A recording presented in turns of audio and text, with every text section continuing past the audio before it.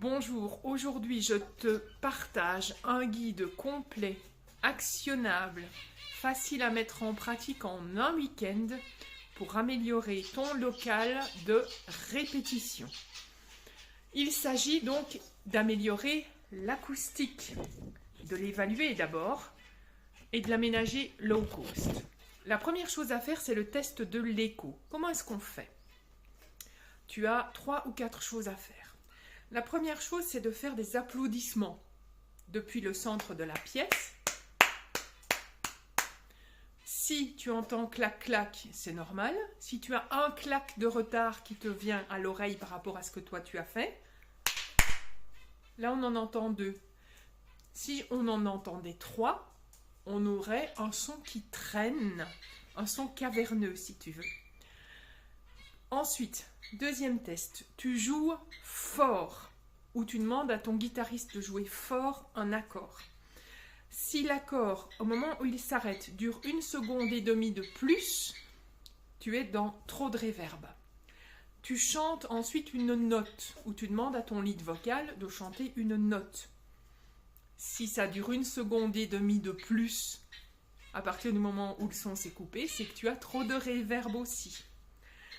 Ensuite, tu demandes à quelqu'un de se mettre dos contre un mur et de parler normalement pour vérifier les fréquences médium.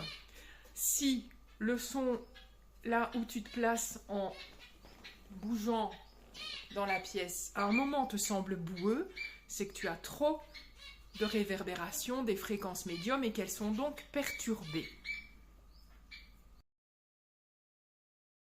Un des secrets de la répétition, c'est de répéter dans un bon endroit. Pourquoi? Parce que quand tu répètes, tu écoutes. Si tu as trop de réverb, tu as une fatigue auditive qui arrive. Que provoque la fatigue auditive? Un changement d'humeur. Que provoque le changement d'humeur? De la friction. Que provoque la friction? L'éclatement des groupes. Et voilà comment, bêtement, des groupes s'arrêtent en ne se rendant même pas compte que c'est dû au son de la pièce, parce que chaque fois qu'ils vont répéter, ça va demander un effort, ça va demander de la concentration et ça va fatiguer. Et ce sera une fatigue mentale. C'est pas une fatigue uniquement physique.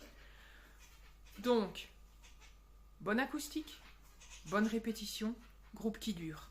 Mauvaise acoustique, fatigue, groupe dans lequel il y a des tensions et inévitablement explosion du groupe s'il n'y a pas de changement.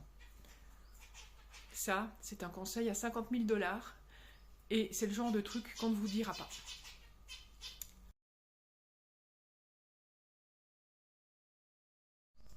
Passons à l'aménagement. Si tu as trop de réverbération, c'est très simple. Tu as 3 outils qui vont t'aider. Le premier, c'est la couverture épaisse qui remplace tes rideaux. Donc sur ta tringle à rideaux, tu mets des couvertures épaisses. Si tu répètes dans une cave, tu prends une tringle sur roulette, genre celle sur laquelle tu déposerais des vêtements, et tu mets dessus une couverture près d'un des murs, tout simplement.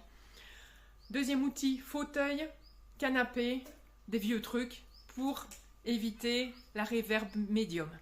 Donc tu en mets 1 ou 2, c'est assez. Troisième chose, la moquette. Un tapis épais sur ton sol, comme ça les notes les plus basses et les médiums vont être nettoyées.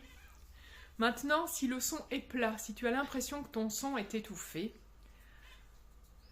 tu peux, le plus simple, personnellement c'est ce que j'ai fait, c'est mettre des étagères avec des livres de différentes tailles. Simple et efficace. Tu prends des livres que tu as lus ou bien des livres bon marché de brocante, c'est parfait. Idéalement, des livres de différentes tailles, donc ne prends pas une collection. Ensuite, l'autre solution, c'est de mettre des palettes de bois ou mûres, si tu en as, à différents endroits. Donc c'est de façon très aléatoire. La troisième chose qui coûte un peu plus, c'est des panneaux de liège, mais ce n'est pas nécessaire. Si maintenant le son bourdonne, à ce moment-là, tu éloignes simplement les amplis des murs ou des coins.